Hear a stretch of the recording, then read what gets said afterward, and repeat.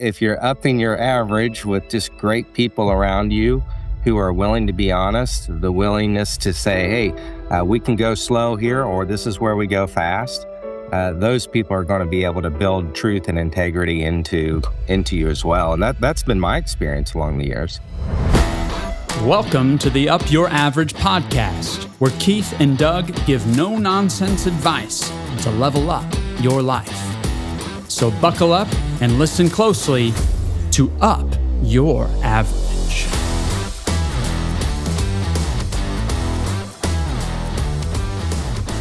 Good morning, Doug. Hey, good morning. I don't know what's in your background there, but I feel like over your right shoulder, there, it almost looks like a swing set, and I can't tell what the round thing is, but it makes me think of my childhood days and just tearing stuff up. Got a great swing set behind me. Got a wonderful little foam mat that rolls out to a wrestling mat on the water. A place just to chill and relax on the water. It's just a little flotation thing. And then just out of view, there's a sandbox. And that sandbox has filled a lot of joy with our sons. And now my nephew is enjoying it. He's a little guy. And so it's just a wonderful little yard of paradise. Nothing too crazy. But it's been a great place for adventure for my sons, for me, and for my niece and nephews.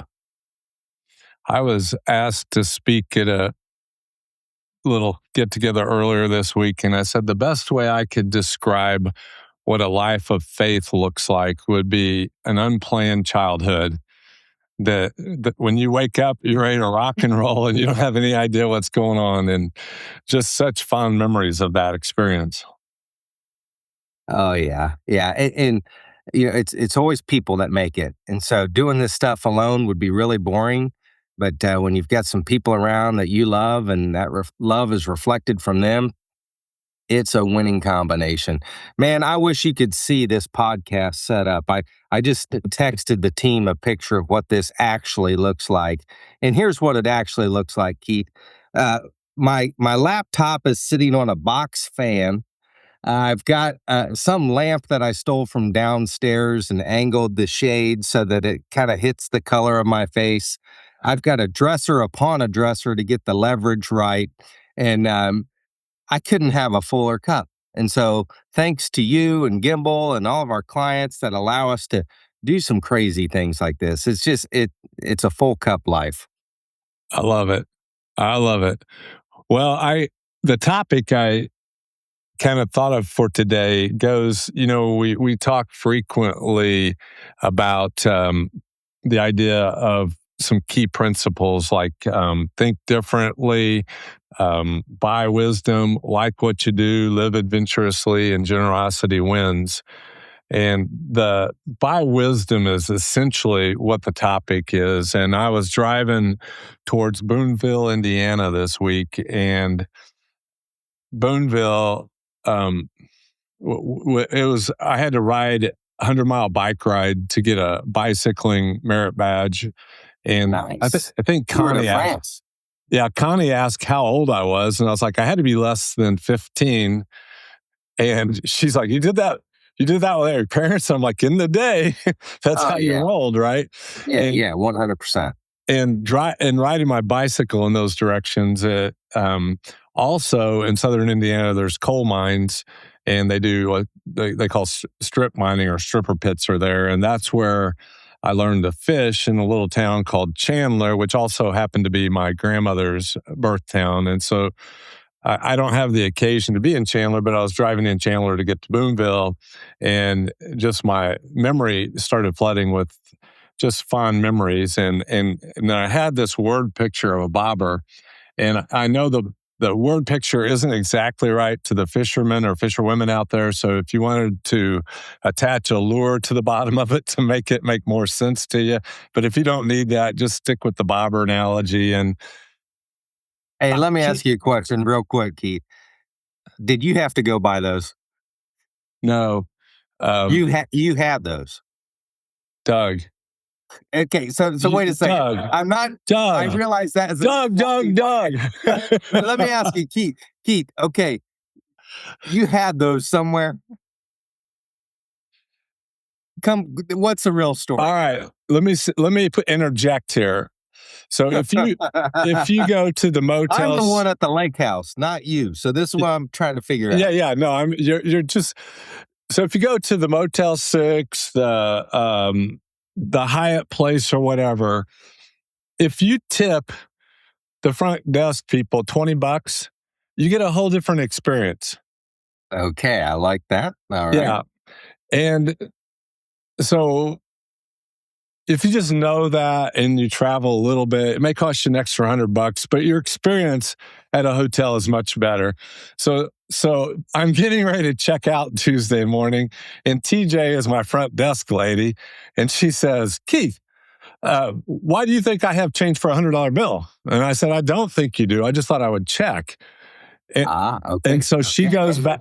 She goes back to the back. She disappears 5-7 minutes. I'm waiting patiently.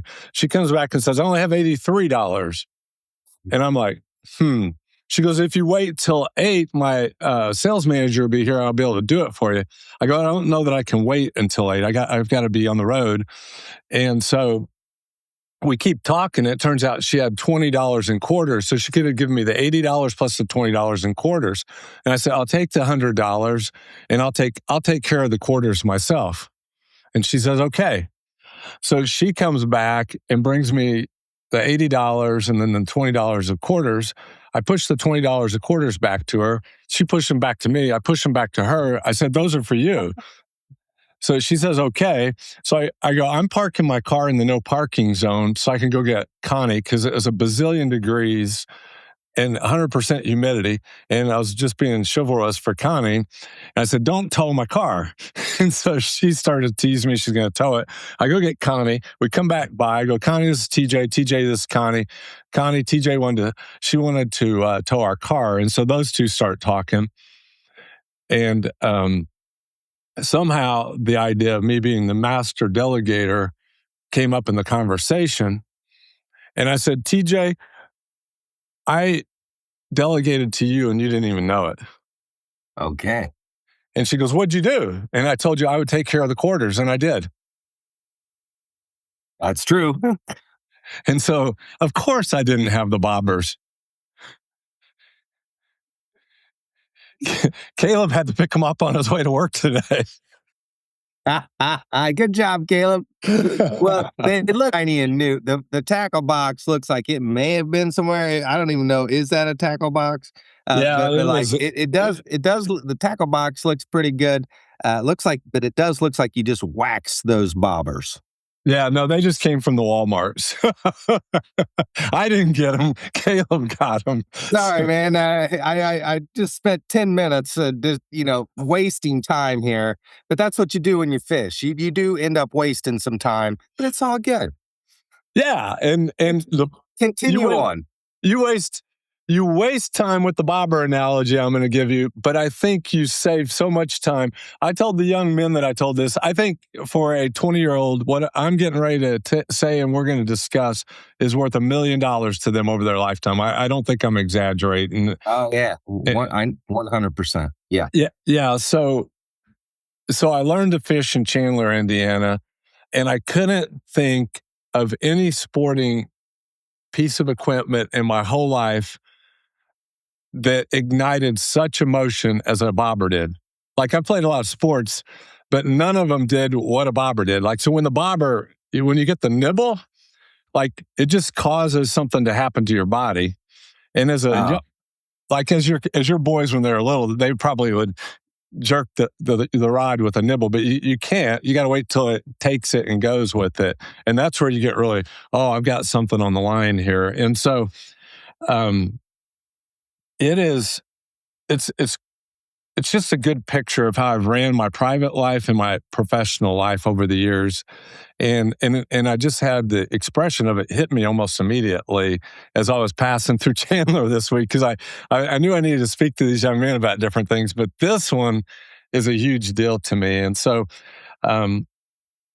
the the Tyners and Gimbal, we have a tackle box full of bobbers, and that's how we get stuff done. We don't the bobber, the one that makes it to the tackle box, is the one that's hit. Like the nibbles, we don't stick around very long. And so what we're talking about is, who are the professionals that help us make our life easier? Who are the consultants? Who are the coworkers? Who are the advisors? All these kind of people.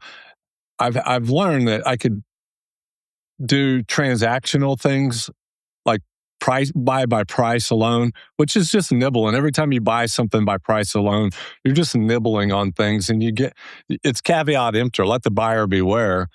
But if you choose two different parameters, two different guidelines to define your bobber, then you don't have to negotiate like a commodity on everything. And so the white would represent honesty, and the red would represent competency and skill.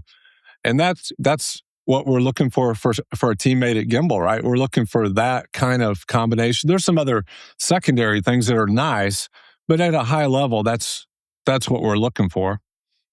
And over my life, where we've had to have people help with our house and things like that, if you don't have somebody that's a bobber right away, you have to test the water. And sometimes you're just getting those nibbles with those. You try them once and that didn't work out so well. And then you get another name, you try that one. And if you get one that goes, then they go in your tackle box, and it just saves you life. It saves you time, right? It's a great life hack. And I would say, if you flip it and you're trying to find a role in life, if you start with those two criteria, and you maybe add a little enthusiasm to it, you're not gonna want for something to do with your time. So that is the bobber picture of how I operate, and it's just been spectacular for me. When I reflect over how that's operated for me over time, it's just made all the difference. Well, and that short submersion where the bobber goes under, and you're wondering, okay, what did I just hook on to here? That's where the excitement is. When you pull the fish out, that's great. But eventually, you either eat the fish or put the fish back, one of the two. But you'll never forget the thrill, and you'll want more of it. That's what's so great about relationships, is when you have one that really is jiving. You just can't help but have more time, more interest for that person. I mean, And you want to see them win. You want to see them succeed. I wrote about it in the July anchor. I just am so excited to come into this office. I love our team members because they bring their A game, and they don't only bring those things, but they're also, all of us, I think it's fair to say, we're all improving our skills on a consistent basis. So it even makes us a better bobber. I've got a bobber that I've been, I tell people about. I live in a neighborhood full of trees, and I had some big trees cut down within the last 6 months. And they were over to grind the stumps the other day, Keith, and they had this like robot thing to grind the stumps. It's really cool. It's like a kind of remote control stump grinder. And they had finished grinding the stumps, and they had taken a break to have a watermelon that my neighbor brought over for them. The youngest one is 15 years old, working for his dad. And he says, "Everybody stop. I hear something." It was the sound of splinting wood. They quickly scattered. They moved the truck and the trailer. And less than a minute, a 60-foot tree fell across the road. That could have really injured somebody, killed somebody, damaged property, all this stuff. But what they did is they took time to listen to their team. And their team was the youngest one amongst them. And so I have been telling that story to my neighbors, because they all have a bunch of trees too. And Jose is the guy to hire. His team, man, they'll take that bobber and run with it. I never even say, "Hey, how much, Jose?" Nah, just whatever he thinks is what he's going to get paid. Well, if your bobber is honest and competent or skilled, they're going to charge you the right price, right? Like it's only if 100%. they're not honest, they're going to take advantage of you. And there's plenty of people that take advantage of you. Like Gimbal doesn't charge anything more than what the market says we should, right? Like, so That's right. we can argue with somebody what our price is, but if we're competent, we know what pricing is, and it's priced according to the market, right? Yes. Yeah. And so what I like about bobbers is that everyone likes to be trusted. Like it makes you feel important when you're trusted. And so like the bobbers in my life, I say, what do you think? So we had Micah on the show a few weeks ago. He's one of my bobbers. I would bring him probably once or twice a year to walk around my house and say, what do you think? What do I need to do here? And because how would I know what needs to be done in my house, right? And then I said, well, make your checklist and go do it and send me the bill when we're done. And that's how much energy it takes for me to manage my house. Whereas if I had to do all that, I wouldn't be sitting in my driveway relaxing as much as I am. Yeah, no doubt. And I think when you get a real good bobber, you get the text like I did while I was out of town. How do I get in your house, Keith? And I go, here's my garage code, right? Like I don't need to be there. And if we don't have to schedule, just think how much time that takes. Connie doesn't have to stay at home.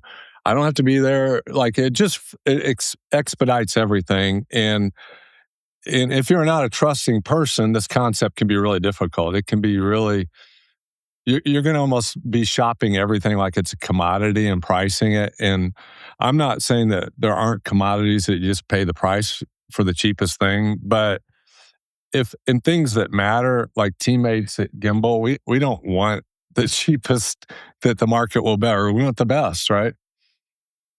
Yeah. So And out of the gates, you may not give somebody your garage code, but right. when we can all recognize a good bobber, and so it doesn't take long to build that kind of trust.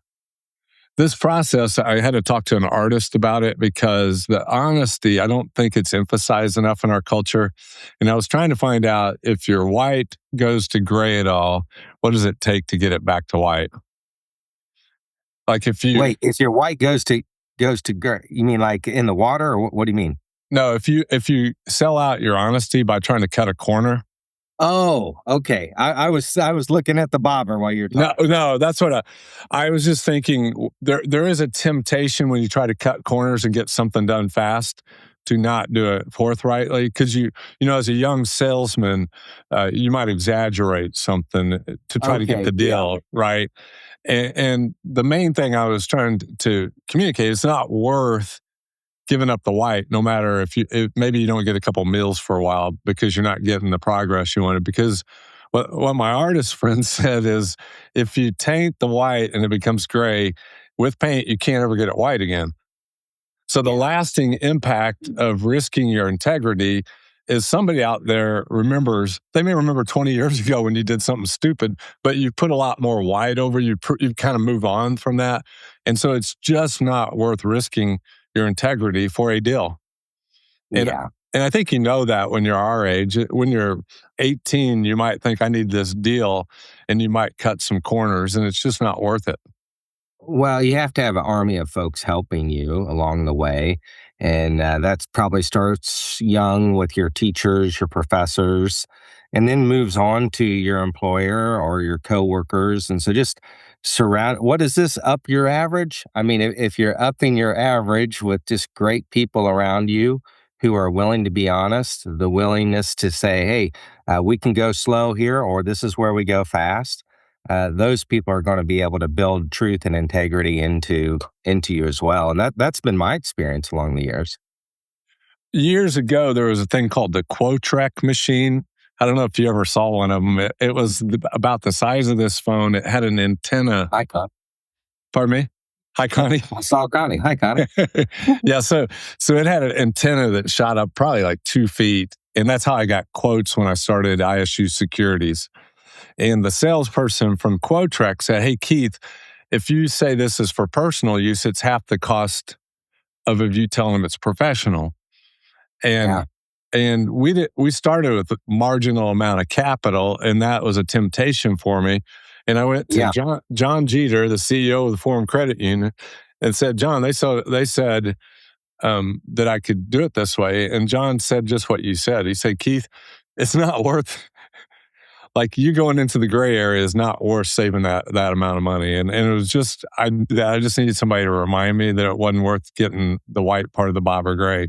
So it's Yeah. nice to have those people We around. had that opportunity even a couple of years ago with one of our providers, where personal subscriptions were about half the cost. Yeah, a challenge with accepting those gray area things is it starts expanding your gray area too. So Yeah. it's Yeah. just not worth it. I think a thing that helps make this even better too is to start with reasonable expectations in situations. And if you don't know those, maybe that's when you get a second opinion and say, well, what should I expect in this situation? But sometimes where people get really frustrated with providers is that they don't have reasonable expectations.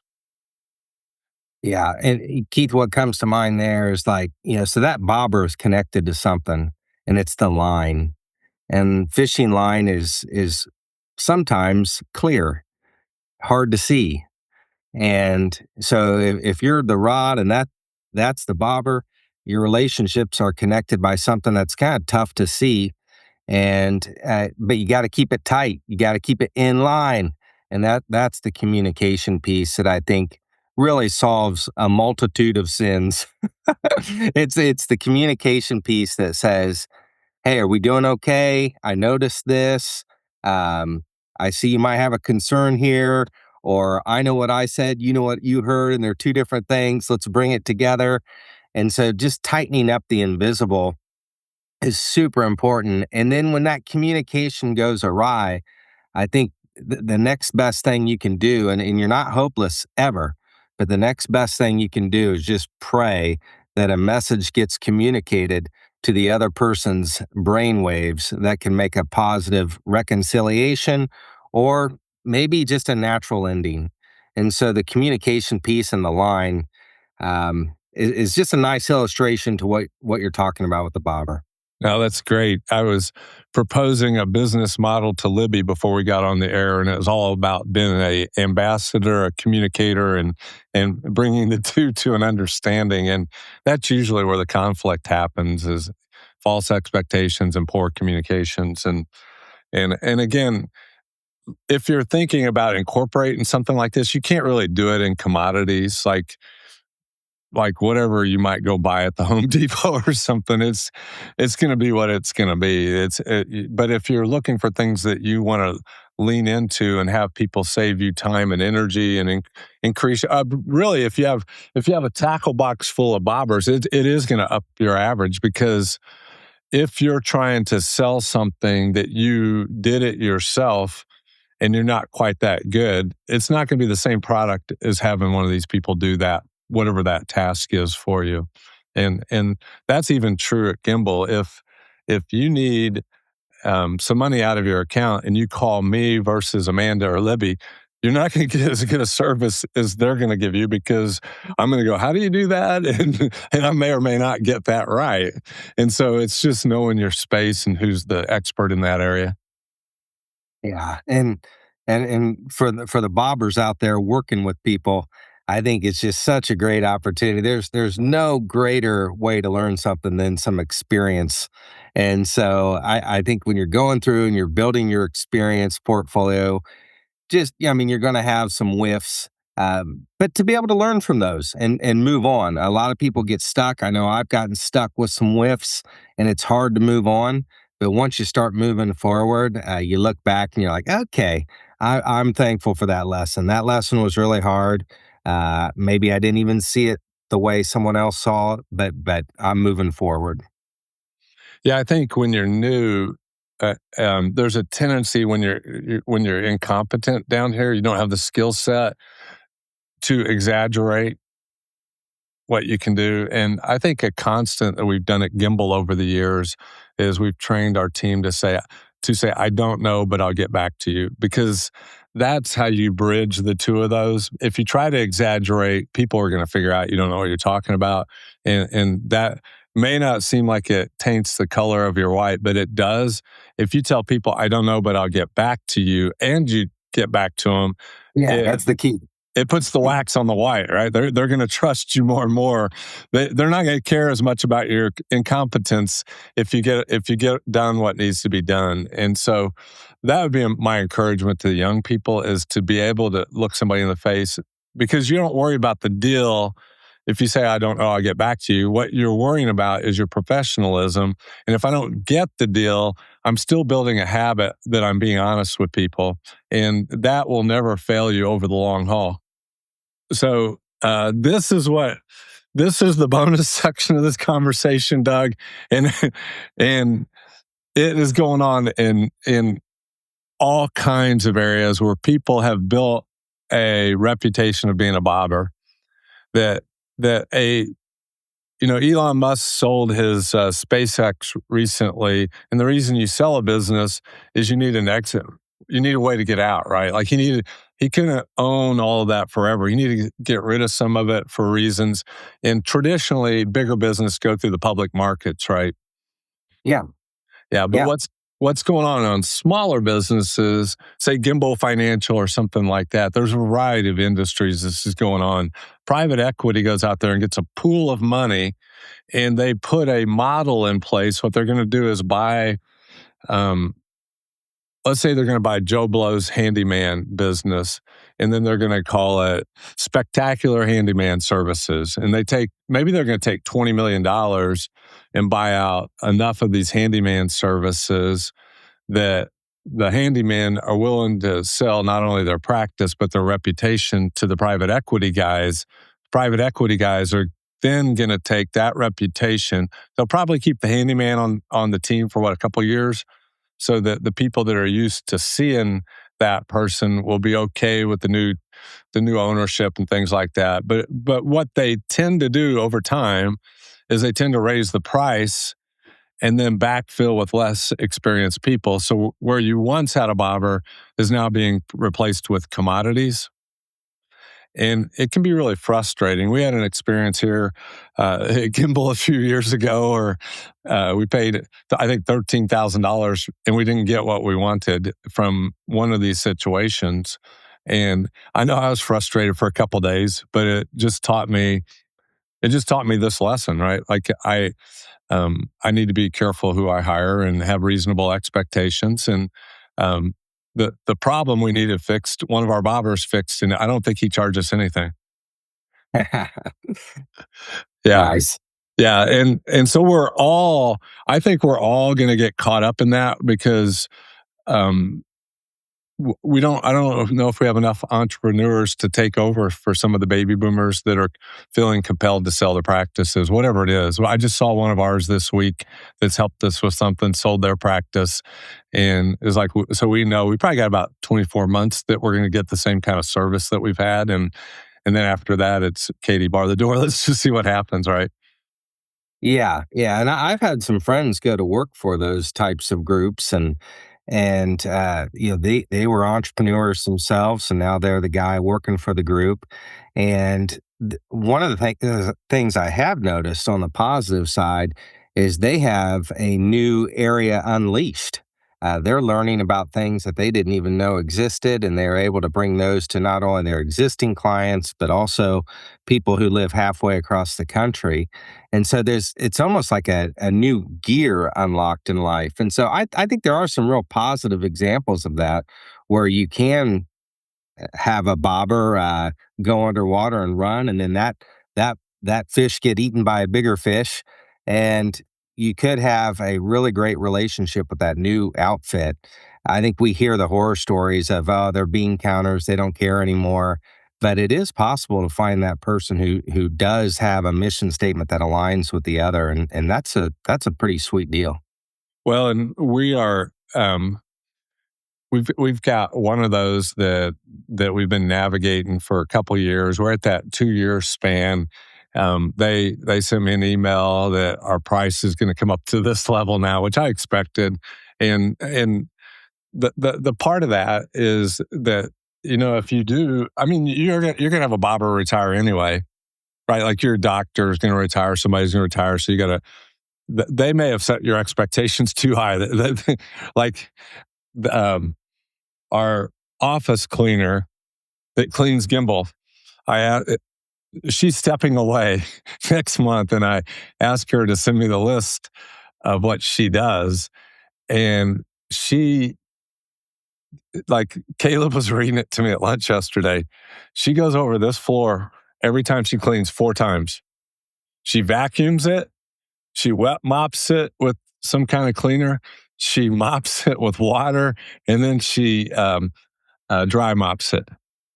And I'm like, that's a high expectation on whoever comes in behind her. And so our culture is shifting in a way that you may not get that 1970s doctor that kind of knew you by name and all those things, but you can manage your expectations and find, I think, reasonable bobbers if one of your bobbers goes away. Oh, heck yeah. Yeah.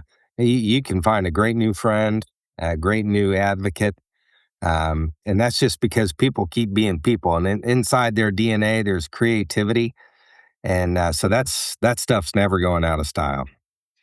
I usually, when I'm prepping for these, I'll talk to other people about the idea and hear what they say about it. And one of my friends today, when I was asking him about it, he says your bobbers are sized according to your means. And I thought about that. I said, that's true. Like, if you don't have the wherewithal to buy somebody to do this for you, you may have to do it yourself, whether you want to or not.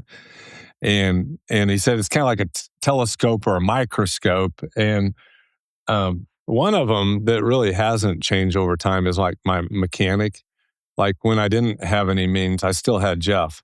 And Jeff, I would, like, you would tell me this is going to cost this much. And I go, look. And I go, well, tell me this. If I pay that, how many more years will that buy me on this car?